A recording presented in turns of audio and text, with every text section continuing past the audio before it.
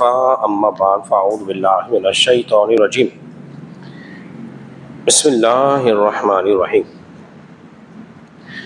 حضرات محترم، آپ حضرات درس سے بخاری سماعت کر رہے ہیں اور بخاری شریف سے آج ہماری حدیث نمبر 567 اور 568 اور 569 ہے۔ حضرت ابو موسیٰ اشعری رضی اللہ تعالیٰ عنہ اس حدیث کے راوی ہیں۔ وہ بیان کرتے ہیں کہ میں اور میرے اصحاب یعنی کہ میرے ساتھی ہم کشتی میں بیٹھ کر بطحان کے میدان میں اترے اور نبی پاک صلی اللہ علیہ وسلم اس وقت مدینے میں تشریف فرما تھے، یعنی کہ وہ کشتی میں سفر کر کے حضور علیہ الصلوۃ والسلام کے بارگاہ میں حاضر ہوئے۔ کہتے ہیں میں اور میرے اصحاب میرے ساتھی کشتی میں سوار ہو کر بطحان کے میدان میں ہم اترے اور ہر رات باری باری نبی پاک صلی اللہ علیہ وسلم کی خدمت کے اندر حاضر ہوتے اور حضور سے ملاقات کرتے۔ ایک رات کیا ہوا کہ نبی پاک صلی اللہ علیہ وسلم کی خدمت میں جب ہم حاضر ہوئے نماز عشاء کے لیے تو آپ نے بڑی تاخیر کر دی نماز عشاء میں، اور وہ آدھی رات تک آپ نے اس نماز عشاء کو مؤخر کر دیا۔ جب مؤخر کر دیا تو ہم نماز کے انتظار میں ہی بیٹھے رہے۔ پھر نبی پاک صلی اللہ علیہ وسلم تشریف لائے اور تشریف لانے کے بعد پھر آپ نے نماز پڑھائی اور ہم نے پیچھے نماز پڑھی۔ جب ہم جانے لگے تو کریم آقا نے ارشاد فرمایا ٹھہرو، جانے میں جلدی نہ کرو، تم جا رہے ہو، میں تمہیں خوشخبری سنانے کے لیے آیا ہوں۔ فرمایا ٹھہر جاؤ، ذرا خوشخبری سنتے چلے جاؤ۔ نبی پاک صلی اللہ علیہ وسلم نے ارشاد فرمایا اس وقت تمہارے سوا کسی اور نے نماز نہیں پڑھی، اس وقت آدھی رات میں صرف تم نے ہی میرے ساتھ نماز پڑھی ہے، کسی اور نے نماز نہیں پڑھی۔ حضرت ابو موسیٰ اشعری رضی اللہ عنہ بیان کرتے ہیں ہم یہ بات سن کے بڑے خوش ہوئے اور خوشی خوشی اپنے گھروں کو لوٹ گئے۔ حضرات محترم، حدیث ہو گئی یہاں پر مکمل۔ یاد رکھ لیجئے کہ نبی پاک صلی اللہ علیہ وسلم کی یہ عادت کریمہ نہ تھی کہ نماز کو بہت تاخیر سے پڑھیں۔ ہوا کچھ یوں تھا کہ نبی پاک صلی اللہ علیہ وسلم، اگلی حدیث میں ایک بات اور موجود ہے، بعض احادیث کی وضاحت کرتی ہیں، جس طرح بعض قرآن کی آیت کی وضاحت کرتی ہیں، اس کی تفصیل بیان کرتی ہیں، اس کی تفسیر بیان کرتی ہیں۔ اور قاعدہ بھی یہی ہے کہ قرآن کی سب سے بہترین تفسیر جانتے ہو کون سی ہوگی؟ جو خود قرآن بیان کرے گا، جو خود قرآن بیان کرے۔ یہ قرآن کی بہترین تفسیر ہے۔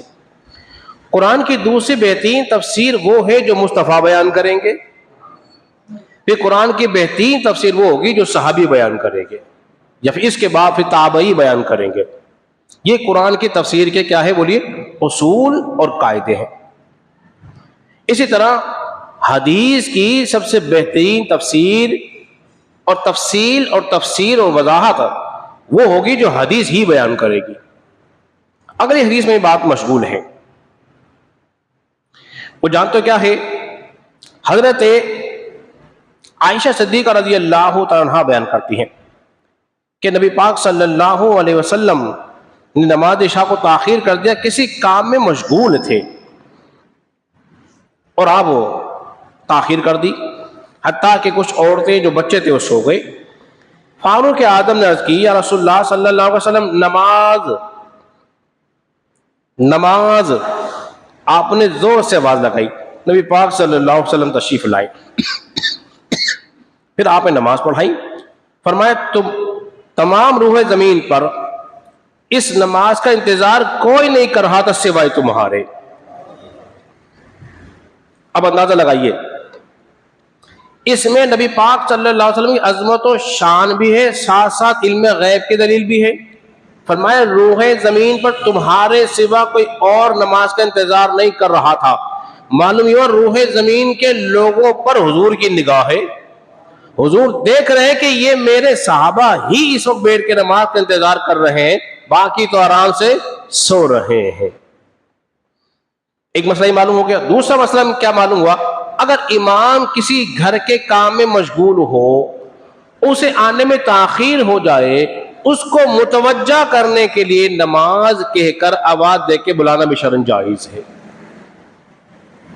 کیا ہے وہ؟ شرعاً جائز ہے. ایک تو یہ بات معلوم ہو گئی. تیسری بات یہ جو حدیث میں آ رہی ہے, حدیث نمبر ہے 568, وہ 569 تھی. نبی پاک صلی اللہ علیہ وسلم نے ارشاد فرمایا, عشاء کی آپ نے فرمایا عشاء سے پہلے سونا مکروہ ہے, ناپسندیدہ ہے, اور عشاء کے بعد باتیں کرنا بھی حضور کو پسند نہ تھا.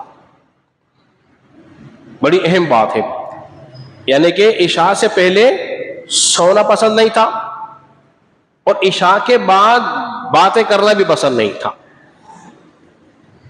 کون سی باتیں؟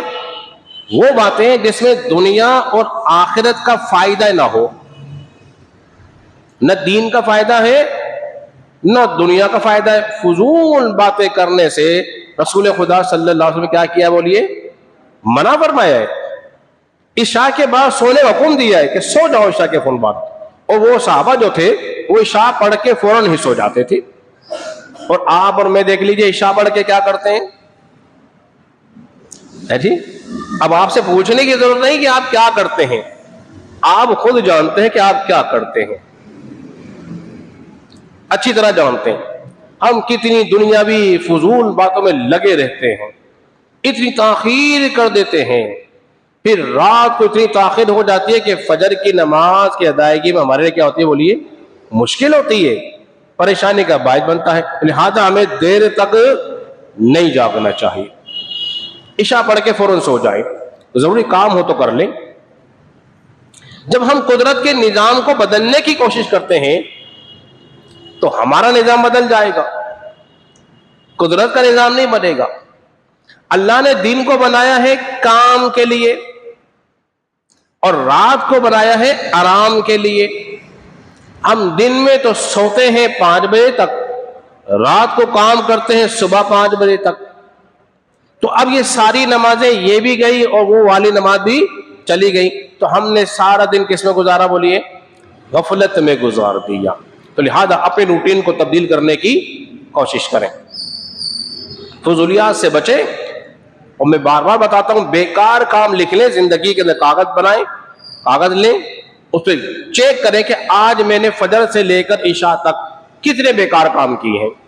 تو سوچیں, آپ خود ہی مفتی بنے, آپ خود ہی جج بنے, اور پھر سزا بھی خود ہی دیں کہ دیکھو میں نے کون کون سے بھلے کام کیے اور کون کون سے اچھے کام کیے. ایک کاغذ لسٹ تو بنائے نا, آپ کو پتا پڑے آپ پاس ہوتے ہیں کہ فیل ہوتے ہیں, اب خود پتا پڑ جائے گا.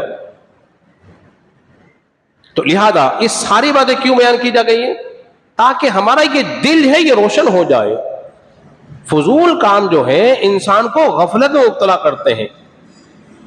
یہ جو بیجا موبائل فون ہے نا, ہم نے ہمارے قابو میں ہے, یقین جانیے یہ ہمارے قابو میں نہیں ہے, ہم اس کے قابو میں ہیں. کیا ہے؟ ہم اس کے قابو میں ہیں, اس میں ایسا جن ہے. تو لہذا جو بات بیان ہو رہی ہے کہ نبی پاک صلی اللہ علیہ وسلم نے خوشخبری نے دی, سنائی کہ تمہارے سوا کوئی اور نہیں جاگ رہا ہے, لیکن تم ہی خوش نصیب ہو جو بیٹھ کے نماز کا انتظار کر رہے ہو. اس لیے کہ ایک نماز کے بعد دوسری نماز کا انتظار کرنا گویا ایسا ہی ہوتا ہے جیسے کہ نماز کے اندر ہی ہو, اس کو وہی 2 ثواب ملتا ہے. ابھی ہمارا نماز کا باب, اس میں نماز کی اہمیت کا اندازہ ہو رہا ہے. تو حضرات محترم, ہمیں کوشش کرنی چاہیے کہ جتنی باتیں بیان کی جا رہی ہیں ان کو صدق کے دل سے سمجھیں اور ان پر عمل کرنے کی کوشش کریں. نبی پاک صلی اللہ علیہ وسلم ارشاد فرمایا, آخری بات اپنی گفتگو ختم کرتا ہوں. حضور نے فرمایا تھوڑا عمل کرو. کتنا عمل؟ تھوڑا عمل, لیکن مستقل ہو. کتنا ہو؟ مستقل ہو. ایک دن آپ نے میری بات گفتگو سن کے دل میں جذبہ پیدا ہو گیا چلو جی میں نے تو بہت ساری تسبیحات پڑھنی ہے، قرآن بھی دیر تک پڑھ لینا ہے، تو 3-4 دن پڑھو گے، اس کے بعد وہ بہت سارا کیا ایک بھی نہیں رہے گا، ایک رکوع بھی نہیں پڑھ پاؤ گے، ایک تسبیح بھی نہیں کر پاؤ گے. تو بہتر کیا ہے کہ تھوڑا تھوڑا عمل ہو مستقل، ایک تسبیح استغفار کی ہو، ایک رکوع قرآن کی تلاوت کا ہو جائے، اس میں 2 رکعت نفل رات میں عشاء کی نماز کے بعد ایکسٹرا پڑھ لے، صرف 2 رکعت.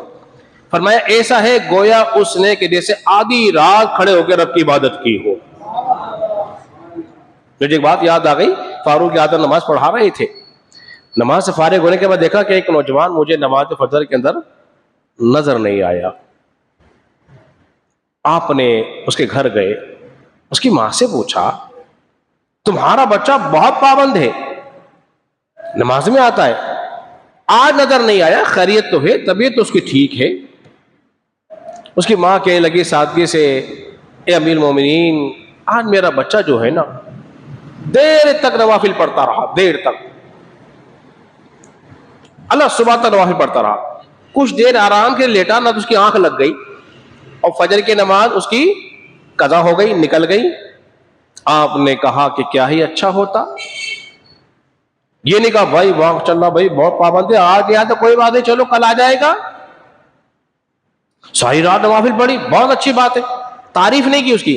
آپ نے فرمایا کیا ہی اچھا ہوتا کہ تمہارا بیٹا عشاء پڑھ کے سو جاتا اور فجر کی نماز جماعت سے پڑھ لیتا، تو اللہ تبارک و تعالیٰ ساری رات کی عبادت کو ثواب عطا فرما دیتا، ساری رات کا ثواب. سو بستر پہ رہا ہے مگر فرشتے ثواب لکھ رہے ہیں، تو کیا ہی لطف نہ آ جائے اگر ہمیں بھی یہ لذت یہ نعمت میسر آ جائے، تو زندگی کے اندر بولیے انقلاب پیدا ہو جائے گا. اللہ رب العزت کی بارگاہ میں دعا ہے خالق کائنات ہم سب کو سمجھنے اور عمل پیرا ہونے کی توفیق عطا فرمائے.